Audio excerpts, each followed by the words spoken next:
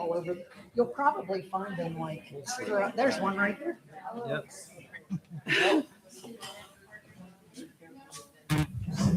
All right. Good morning, everyone. Please stand if you are able and join us in our welcome songs. So my name's Carrie, and I volunteer on occasion when somebody needs help. So there's lots of grace here. Okay. So sing really loud in some of these songs. But I want to thank you guys for inviting me. And B and I have attended this church on and off. And so we're excited to be here. So let's see if we can make this work for you.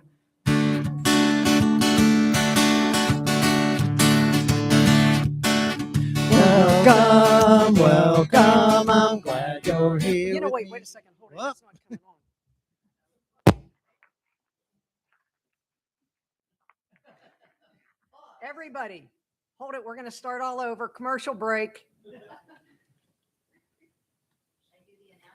Yeah, go ahead while I'm trying to figure out why my guitar's not working. No, it's not coming on. There it goes. Okay, here we go.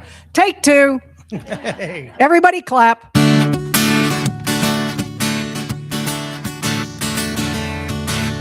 Welcome, welcome. We're glad you're here with me. Did you know you're one of God for eternity? Welcome, welcome. I'm glad you're here with me. You're not a stranger anymore. Now you're family. I'm not hearing you. Ready? I want to hear some pizzazz. Here we go. Welcome, welcome. I'm glad you're here with me. Did you know you're one of God for eternity? Welcome, welcome. I'm glad you're here with me. You're not a stranger anymore. Now you're family. Okay, we're going to do it one more time. Really loud, and then we're going to close it. Welcome, welcome. I'm glad you're here with me. Did you know you're one of God for eternity? Welcome, welcome. I'm glad you're here with me. You're not a stranger anymore. Now you're family.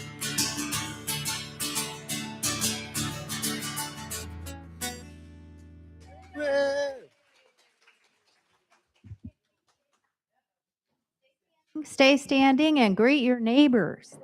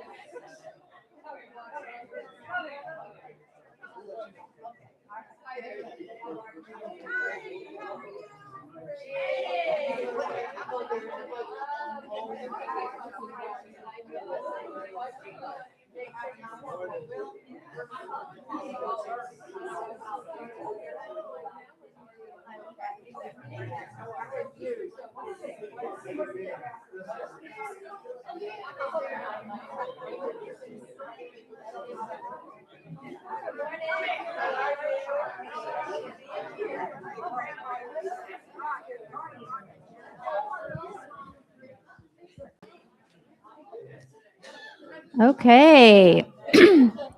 As you return to your seats, will you kindly silence your cell phone so it doesn't disturb our gathering? I'm Catherine Jeffrey. It's my honor to welcome you to Unity of the Hill Country, where we offer a positive path for spiritual living. Let's give another warm welcome to this week's guest musician, Carrie Land.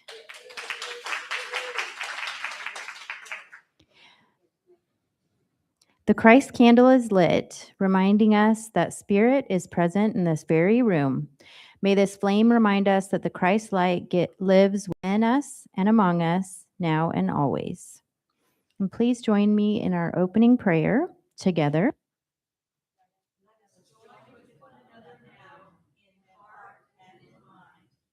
as we experience the presence of the divine. In this moment, peace fills the room, joy fills our hearts, life and love.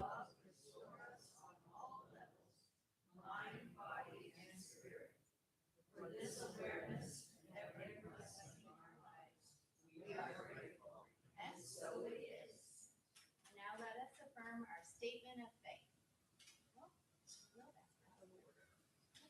There we go. There is only one presence and one power active in my life and in the universe. God, the good, the omnipotent. Now let us speak our mission and vision statements as affirmations of truth. Together, we live consciously, celebrating the divine potential in all. In a world of universal peace, love, and abundance, our oneness is revealed. Okay. The Daily Word has been giving the worldwide unity movement a daily prayer since 1924. We join millions of other Daily Word readers throughout the world, multiplying the power of these words as we read today's prayer together. And I am going to be your reader today.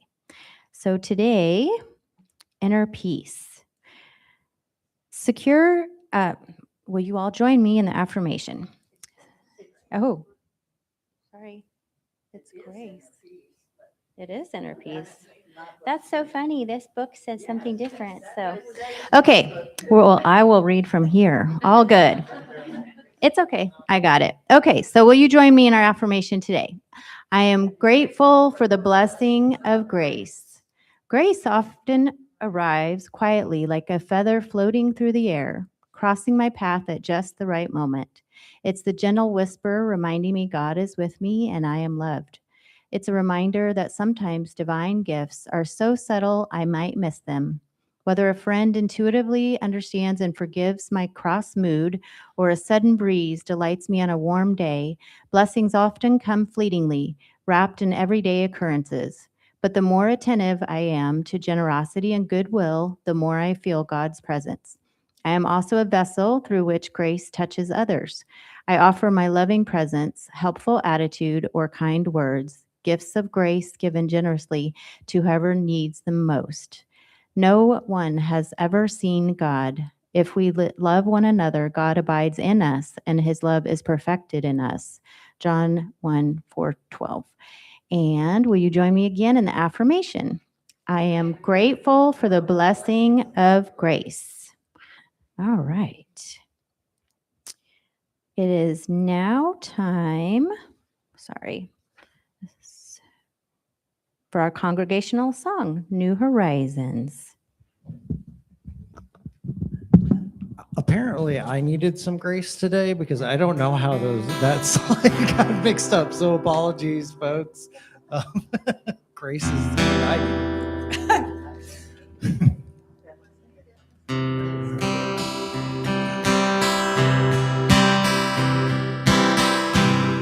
Horizons out before our view.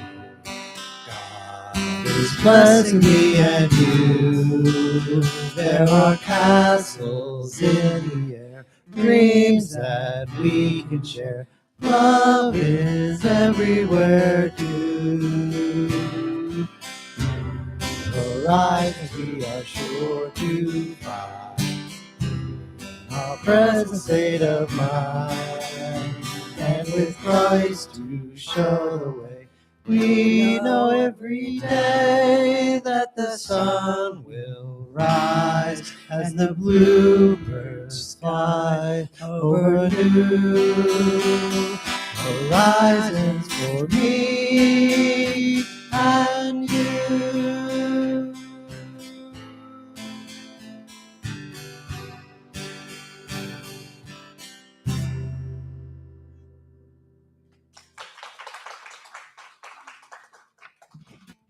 And we are pleased to have our guest speaker, Reverend Karen Tudor, present her lesson today, followed by a brief meditation.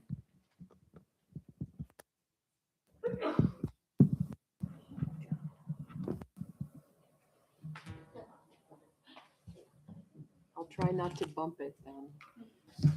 Good morning.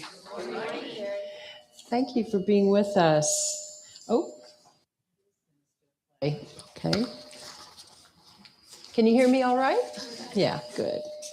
I am still getting a little feedback. That's okay. We'll fix that. Can you hear me all right? Yeah? Okay. Well, I'll make sure you can hear me because I'm a mother and a grandmother. So I make sure that no one is ignoring me if I need to be heard. So today I thought, since I got the opportunity to speak to you on Easter, that this is a great opportunity to kind of pick up the piece from Easter and look at, what do we do now? What is happening after Easter? I mean, that's the big ta-da, right? The big resurrection, the big thing. I was walking on the bridge at Faust Bridge, which is a big deal in New Braunfels. And I was walking on it with my family and my 5-year-old grandson. And I stepped off the bridge and I walked down towards the river. I was checking out some wildlife down there, one of the birds down there. And as I was coming back up, I came back up, and the rest of my family had already started back across the bridge. And there was another family coming up. And just as I was coming up and got back up on top of the bridge, and I was coming, my 5-year-old grandson saw me way down the bridge, and he comes running and he goes, "Grandma, Grandma, Grandma." And I just threw my arms out. I don't know what made me say it. I threw my arms out. I go, "Yes, I have risen from the dead." And the family all laughed, and then they cut short.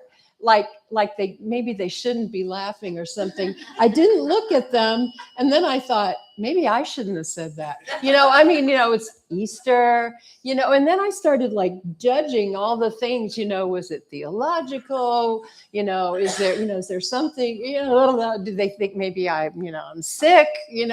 I don't know, all this stuff, just all these things that came out. It's sort of like, we're so careful about not just our words and how is it that we present ourselves, but also it's like the meanings of things, but it's also the finality of things, isn't it? It's also, where are we in the world, and what is happening around us, and what is things.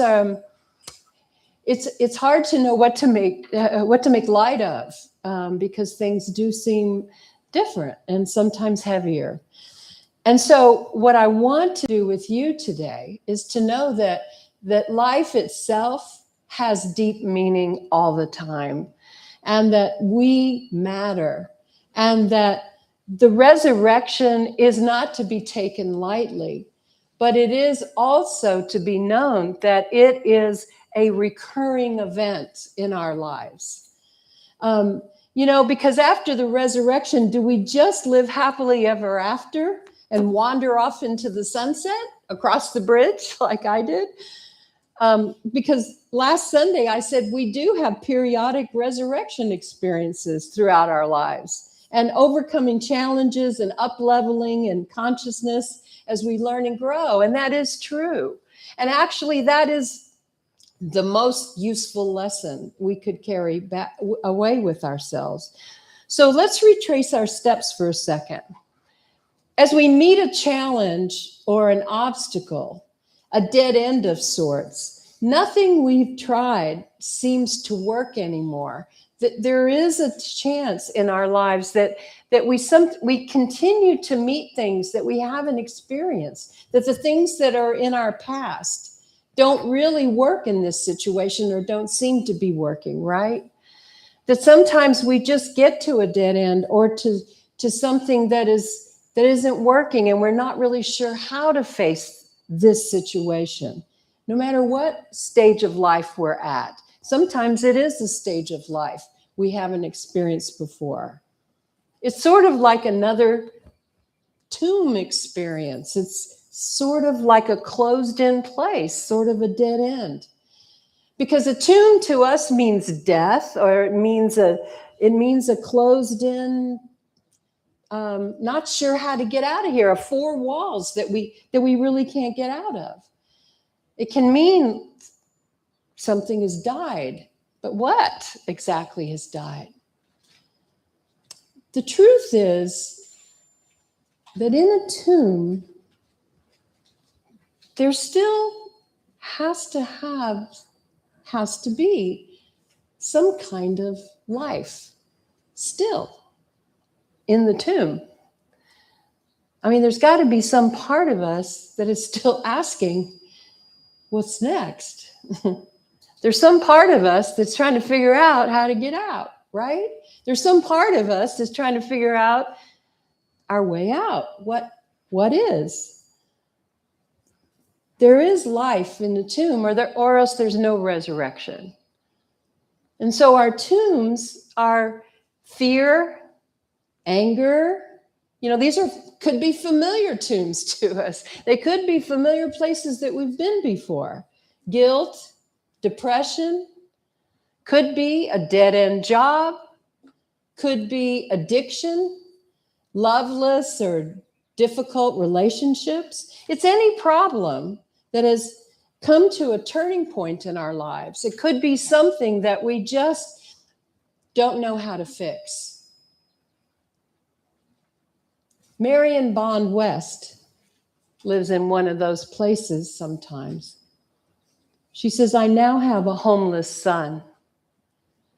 I recently had to accept that truth. My twin sons, John and Jeremy, have led troubled, often dangerous lives for decades. Drugs, alcohol, imprisonment, and mental illnesses have plagued them. John sleeps at a homeless shelter and walks to First Presbyterian Church to receive a big breakfast, a sermon, and his mail each Sunday. He calls me when he can and when he can borrow a friend's cell phone. Through it all, John remains optimistic, though. He gets that from his father, not from me. Most of my life, I've battled fearful thoughts. I can send him a debit card in care of the church. He doesn't seem to want or need too much. He assures me he loves us, but he doesn't want to see us. Not now. He phoned one day. It's John, Mom. As if I couldn't recognize my son's own voice. He was joyful as usual. I have to have a chest x-ray. My TB test didn't come back right, he says. I can walk to a clinic in 2 weeks. I'm sure it'll be fine. I called all our family to pray and battled my negative thinking. 2 weeks and 4 days passed. I answered the phone early one Monday, a week before Easter. The voice asked, "Hey, how are you?" "John?" "Yeah, it's me, Mom. I'm good. How about you?" My chest x-ray was fine. I now have to get a driver's license for $25. I'll put a gift debit card in the mail to you, I said. Thanks, Mom. As soon as I get my license, I believe I have a job and a place to live with a buddy. Oh, you never give up hoping, do you, son? Of course not. You have to hang on to hope. I love you. Happy Easter. Marion is a mother of an adult son who she watches carefully for the turnaround, the resurrection, knowing it's not guaranteed, but she must believe that it's always possible. Meanwhile, she loves him as he lives his life the best way he can. Henry David Thoreau says, We must learn to reawaken and keep ourselves awake, not by mechanical aids, but by an infinite expectation of the dawn. Easter reminds us there is life in the tomb as well as after the tomb. I think that's what I was supposed to write on the front of your thing. I kept looking at that. There's something wrong with that. Easter reminds us there is life in the tomb as well as after the tomb. That's the thing. Because sometimes we spend an awful long time in the tomb, don't we? Sometimes. Life force is in all things. Life is here. You know, flowers in the cracks of the sidewalks. Yeah? Flowers in the abandoned fields we see everywhere. Nobody took care of those, watered those. They spring up in the spring. What little paltry rains we've had, and still here they are. Sometimes tight limits develop as we grow around us. Sometimes we don't get everything we need, we think we need. Sometimes we don't get everything that's necessary. And yet still, somehow, we manage, don't we? We move from one level to another. Circumstances sometimes get so bad that we're not sure what we're supposed to do, and sometimes we don't know where to look. And yet, here we are. We don't know how we got here, but we can look back and we can see that somehow we figured it out. Something happened, someone came along, somebody opened a door for us. Somehow, here we are. When we emerge from the tomb, we wake up to a new life, because everything that stops us in our tracks, dashes our assumptions and our expectations, also changes us, wakes something up in us, gives us something, shows us something, changes our minds, opens our hearts. You know, butterflies, you've heard this, struggle to get out of the chrysalis with their new wings. They don't know what wings are because they were caterpillars. They thought they belonged to something else, some other creature. They didn't know that's what they would turn into being. And as they struggle to get out of this enclosure, all they know is they're stuck somewhere. It strengthens them for flight. Last week, Mary Magdalene encountered the risen Jesus in the garden after he had risen from the dead, but she didn't recognize him right away. She mistook him for the gardener because she had already learned that he wasn't in the tomb, that he was gone. And she thought someone had taken him. And so she asked him, "Where have they laid him? Where have they taken Master?" She didn't recognize him until he spoke her name. We don't see what's right in front of us sometimes, even when we're looking for it.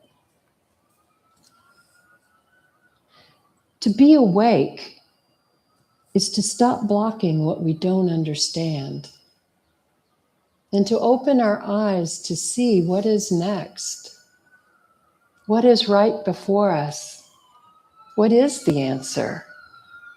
It's not what we thought it was sometimes. Maybe it's not even what we want it to be. being willing to see what is, finally, can take us where we are next supposed to go. That's what happens after resurrection, y'all. Christmas tree tinsel. Oh no, I'm not going to go back to Christmas, Easter, that little dealio. But what I am going to say is Christmas tree tinsel flashing in the summer grass. Have you ever seen that? Yeah. Christmas, I freak out. Or like on a bush in the fall, something flashing. I go, what is that? I go, Christmas tree tinsel. How long has that been there? How did that get there, right? Who uses tinsel anymore on a Christmas tree? I mean, seriously, how long has that been there? Is that crazy? It's just so, it's like do. I mean, it's just weird. And I'm just like, how long has that been there? It feels so out of place. And it's also like, what other clues are around me about something that I have overlooked? What else is happening? What does it want to tell me? And something like that can actually shock us into trying to piece something together about our lives. You see, finding meaning in fragments or something unexpected or something that shouldn't have happened or somebody that shouldn't be where they are or something that happens that I wasn't expecting or something that should have happened that didn't. I mean, all of those kinds of things. Maybe we make too much of it. Somebody tells us that we made too much of it. All of that meaning in abstract patterns and symbols or partial stories. You see, humans are meaning makers. We make meaning out of things. We're the only species, really, as far as we know, that does do that. That's our special gift. We put things together to make meaning. It's how we gain wisdom. It's how we pass wisdom down through the ages. We tell stories.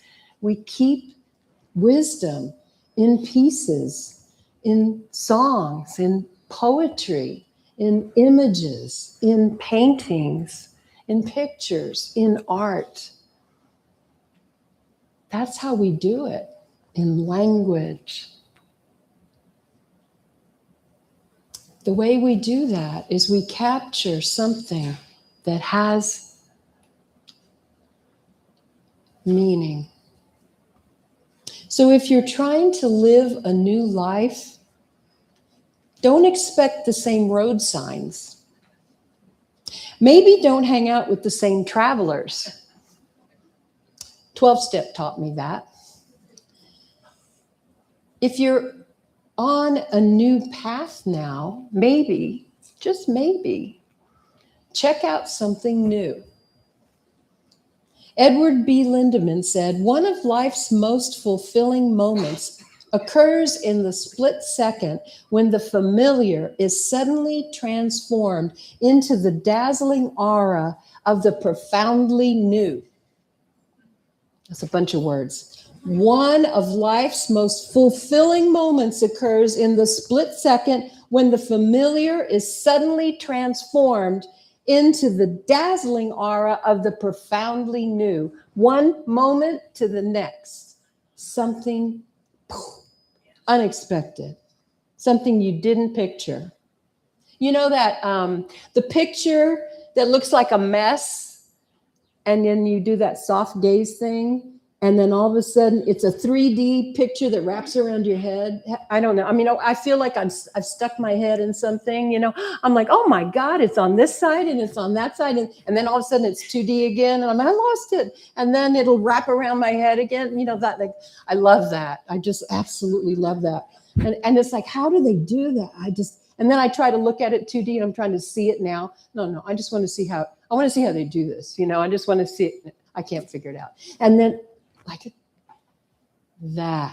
like that in real life, like suddenly, how could I have missed it?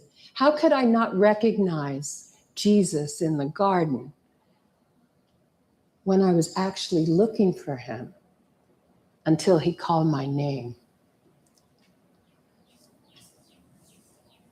W.B. Yeats says, "The world is full of magical things, patiently waiting for our senses to grow sharper."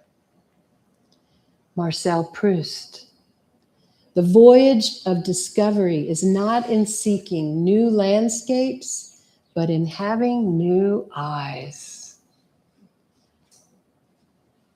That's what resurrection is, y'all. Something shifts. You know, caterpillars get wings. Maybe we just get new eyes, bigger hearts, imagination. Remember, after the resurrection, the disciples must begin looking within themselves for the Christ, not in the outward form of Jesus, because Jesus called them out to go out. He gave them everything they needed. He ascended and left them to carry the message. A story from one of my favorite people again. Going to hear from her from time to time. This is Rachel Naomi Riemann. This is her story. Her grandfather was a rabbi actually. She only really knew him for 7 years because she was about 7, I think, when he died. But these were pretty impressive because she's written a book about wisdom that he had given her. She said, "Many years ago, my grandfather gave me a silver wine goblet so small that it holds no more than a thimbleful of wine. Exquisitely engraved into its bowl is a bow with a long ribbon streamers. It was made in Russia long ago. He gave it to me during one of the many afternoons when we sat together at the kitchen table in my parents' home, memorizing phrases from his old books and discussing the nature of life. I was quite young then, no more than 5 or 6. And when I became restless, he would revive my attention by bringing out the sacramental Concord grape wine he kept in the back of the refrigerator. He would fill my little beribboned wine glass with Manischewitz and then put a splash of wine into his own, a big silver ceremonial cup generations old. Then we would offer a toast together. The only other celebration I knew was singing happy birthday and blowing out the candles, but I loved this even better. My grandfather had taught me the toast we used. It was a single word, l'chaim, which he told me meant to life. He always said it with great enthusiasm. "Is it to a happy life, Grandpa?" I had asked him once. He'd shaken his head. No, it's just to life, Neshumale, he told me. At first, this did not make a lot of sense to me, and I struggled to understand his meaning. "Is it like a prayer?" I asked uncertainly. "Oh no, Neshumale," he told me. "We pray for the things we don't have. We already have life. But then why do we say this before we drink the wine?" He smiled at me fondly. "Grandpa," I said, suddenly suspicious, "did you make it up?" He chuckled and assured me he had not. For thousands of years all over the world, people have said this same word to each other before drinking wine together. It was a Jewish tradition. I puzzled about this last some time. "Is it written in the Bible, Grandpa?" I asked at last. "No, Neshumale," he said. It is written in people's hearts. Seeing the confusion on my face, he told me that l'chaim meant that no matter what difficulty life brings, no matter how hard or painful or unfair life is holy and worthy of celebration. Even the wine is sweet to remind us that life itself is a blessing. It has been almost 55 years since I last heard my grandfather's voice, but I remember the joy with which he toasted life and the twinkle in his eye as he said, l'chaim. It has always seemed remarkable to me that such a toast could be offered for generations by a people for whom life has not been easy. But perhaps it can only be said by such people, and only those who have lost and suffered can truly understand its power. L'chaim is a way of living life. As I've grown older, it seems less and less about celebrating life and more about the wisdom of choosing life. In the many years that I've been counseling people with cancer, I have seen people choose life again and again, despite loss and pain and difficulty. The same immutable joy I saw in my grandfather's eyes is there in them all.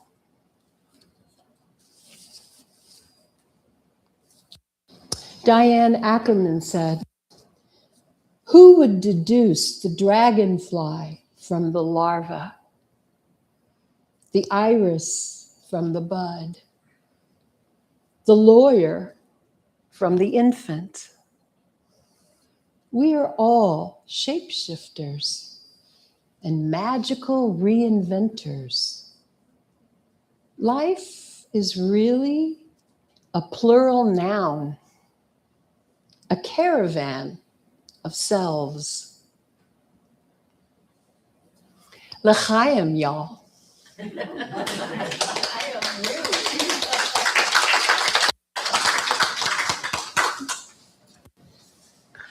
And so with that, let's go down. Invite you to take a deep breath in.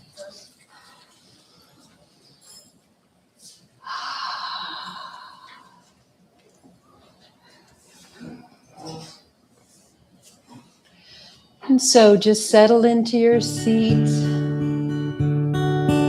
nestle in, let your body relax against the back. Take a deep breath into your sweet body, all the way in, all the way out. Shifting, and if you can, just gently close your eyes, or with a soft gaze if you prefer.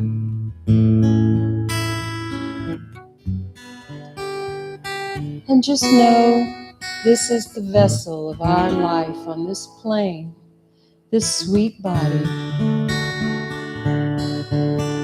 Allow yourself to wander on the inside of it, from the top of your head down on the inside,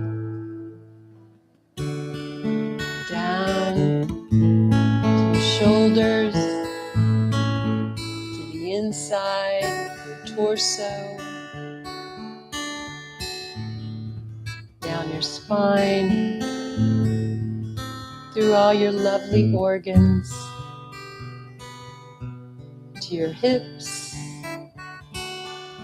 down your arms, hands, fingers, down your legs, knees, into your feet and toesies.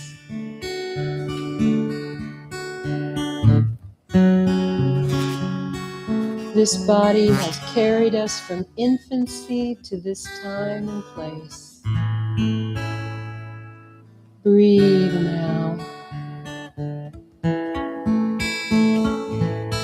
Remember now that it bears the marks, the scars, the repairs, the healing, the strengths of our adventures and misadventures of our lives.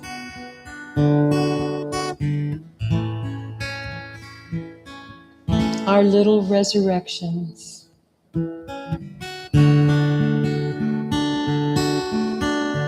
Let's breathe into this sweet cradle of our lives. And let us let our gratitude fill us. Relax into the chair and let our body rest against it.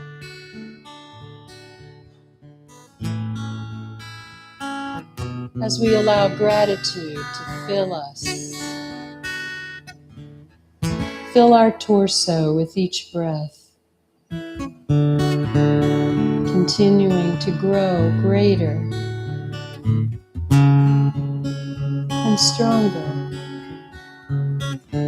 Moving through us into our shoulders, our heads, like a warm light.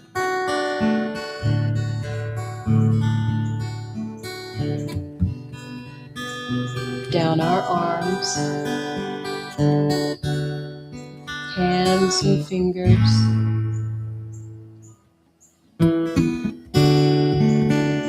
Down our legs, into our feet and toes. Breathing throughout, relaxing, allowing warm, delicious gratitude. Thank you. Thank you.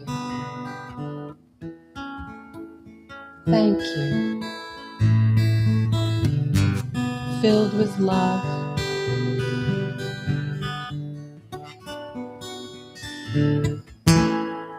Filled with life. Filled with life. Flowing with life.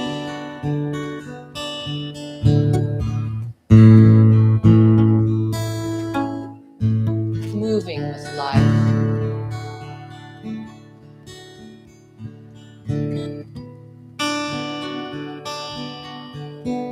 L'chaim. And so it is. Amen.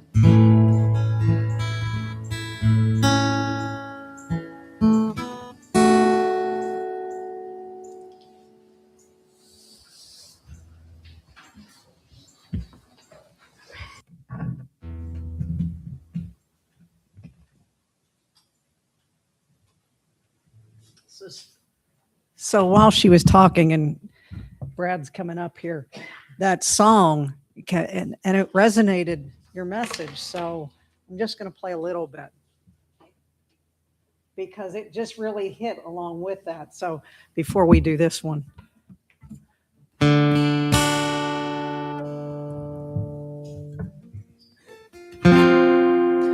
Whatever it is, it'll keep till the morning. Haven't we both got better things to do? Hold on to somebody's hand or look at them. Because we're all in this together, aren't we? Whatever it is, it'll keep till the morning. haven't we both got better things to do? Night blue. Even through simple things become rough. Haven't we got enough? And I think we can make it one more time if we try. One more time for all the old times. Midnight blue. Look at somebody. All the times you told me you need me, needing me now is something I could use. Night blue. Reach out and give somebody a hand. Wouldn't you give your hand to a friend?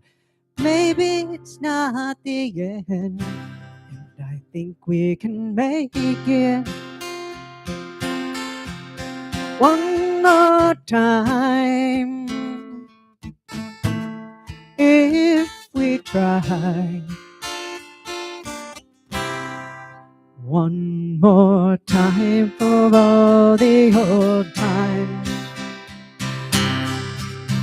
Midnight blue.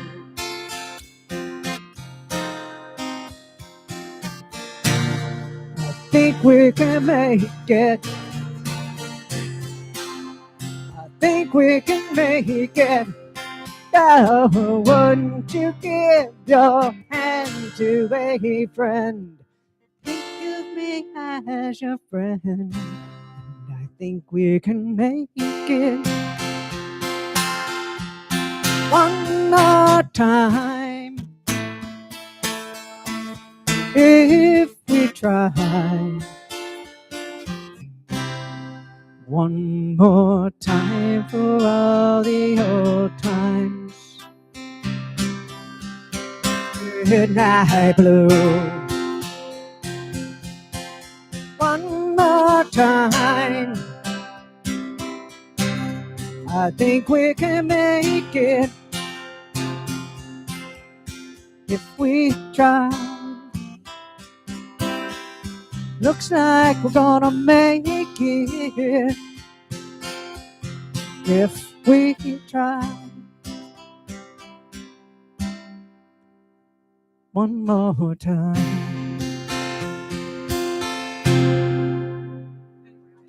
What I came up with.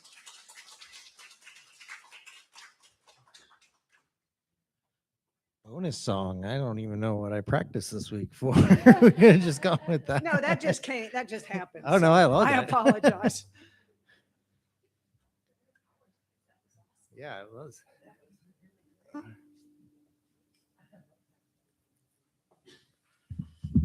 You folks probably know this song. We're Nirvana,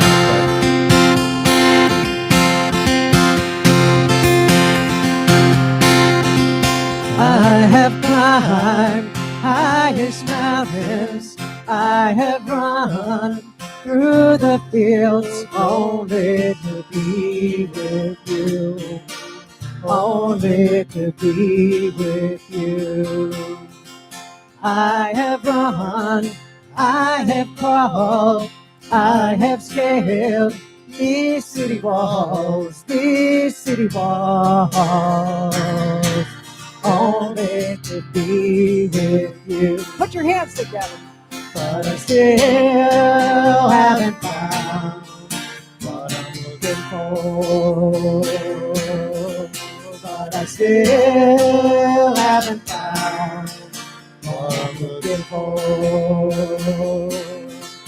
I have kissed honey lips, felt the healing in fingertips, burn like fire, this burning desire. I I have spoken with the tongues of angels. I have held the hand of the devil. It warmed in the night, as cold as snow. But I still haven't found what I'm looking for. But I still haven't found what I'm looking for.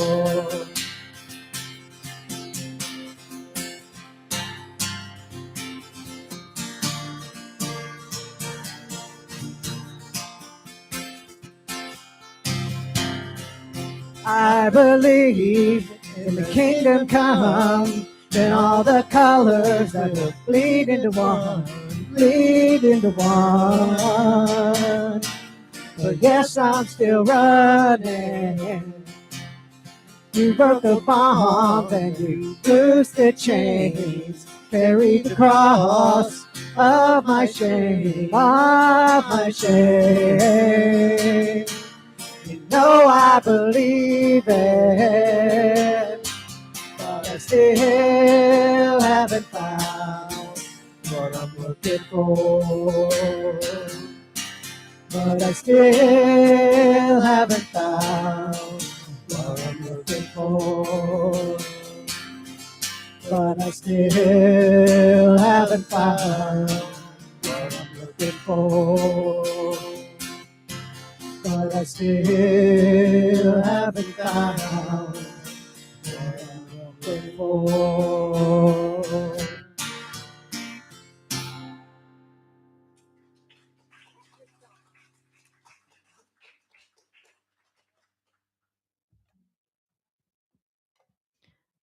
Thank you, Carrie and Brad, for that awesome music. And thank you, Reverend Karen.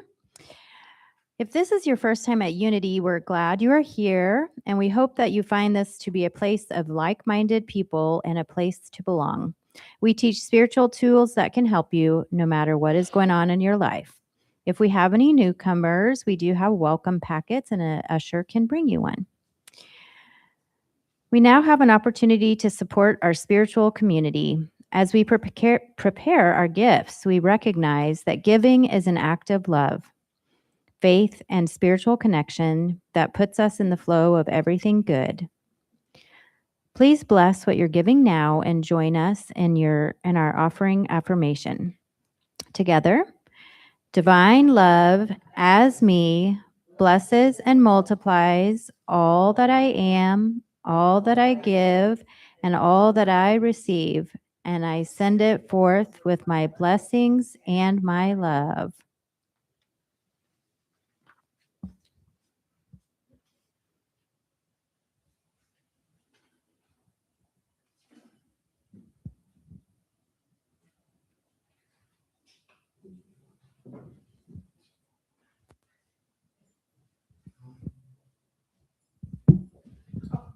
That's good.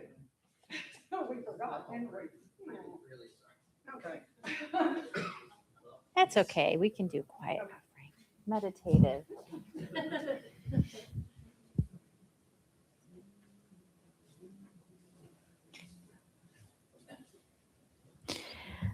Blessing our abundance. We open our hearts in gratitude as we release these donations. We send these gifts forward through our congregation and into the world, blessing all that it affects. Thank you. Affirmative prayer is essential to the Unity movement. You don't have to carry your burden alone. Whatever your need, healing, guidance, peace of mind, or gratitude, we're here to pray with you. All written prayer requests are sent to the 24/7 prayer vigil at Unity Village. You can call the number on the screen any time of day or submit your prayers online. You are never alone in prayer. We now turn our attention to our sacred prayer chest. If you have a need for which you would like prayer support, you can fill out a prayer request and place it in our prayer chest at any time. Names can be added to our newsletter prayer list by writing them down on the clipboard in the lobby or by submitting prayer requests online. Each name and request placed within it is held in light of divine love and infinite wisdom. Let us join together now in holding those names on the screen, along with a person, situation, or intention of your own, in love, light, and peace.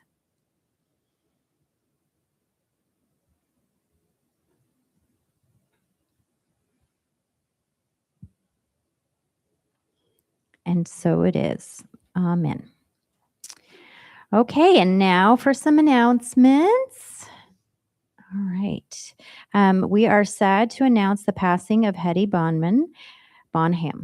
A celebration of life will be held here next Saturday at 1 p.m. Please RSVP through the link in the newsletter or talk to a staff or board member so we can get a head count for that. And then after church today, we invite you to stay from 1 to 3. Our own Karen Tudor will be presenting the ins and outs of the Unity movement. Anyone who is curious about Unity or who would like to become a member, we encourage you to stay. If you're already a member and you need a refresher course, this will be a great learning experience. So we invite you to stay, and we will have a light lunch between church and the class for those who are staying. Okay. And this Saturday, our own Linda Bertel is going to be doing our monthly crystal bowl sound meditation. And so we invite you to relax, release, and renew to the tones of crystal bowls and gongs. Bring a yoga mat or a blanket if you'd like to stretch out during the meditation, and love offerings are appreciated. And our last announcements are that we have 2 amazing activities on Saturday, April 25th. The first of which is growing and landscaping with herbs with our very own master gardener, Melaine. And so if she wants to talk about that briefly. Well, I've taught this class a couple of times. I'm excited to teach it for this group. Please, share your the information with others. If you want to come and learn about landscaping with herbs, there's going to be maybe a little gift for everybody who comes. And so I'm looking forward to doing it. I'm going to talk a little bit about the herbs themselves, those that grow easily here in the hill country, and then some landscaping tips as well. So thank you. Thank you. The other thing we have going on Saturday, April 25th is our garage sale. So I believe starting week after next, we are going to be accepting donations, just no clothes. So bring everything priced, and we are putting them in the nursery room back there so that we can get ready for our garage sale. And with that, we have reached the end of our gathering. So if you all would like to circle up, and we'll sing the peace song and end our gathering with our prayer for protection.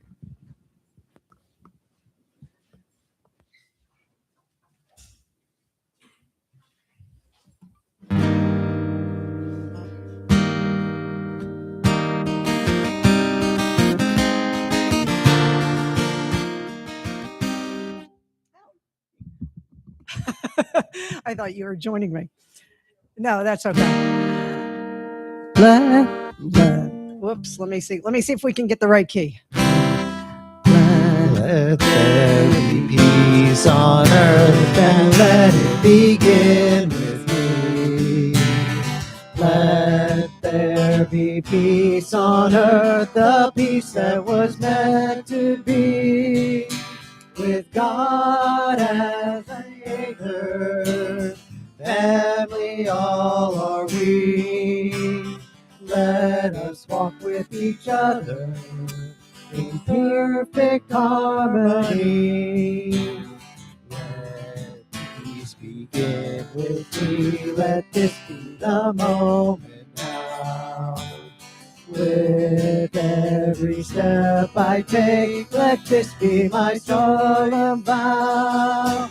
To take each moment and live each moment in peace eternally.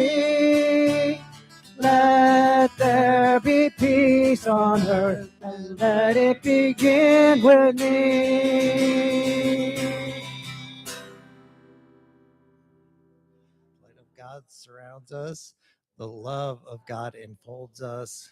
The power of God protects us. The presence of God watches over us.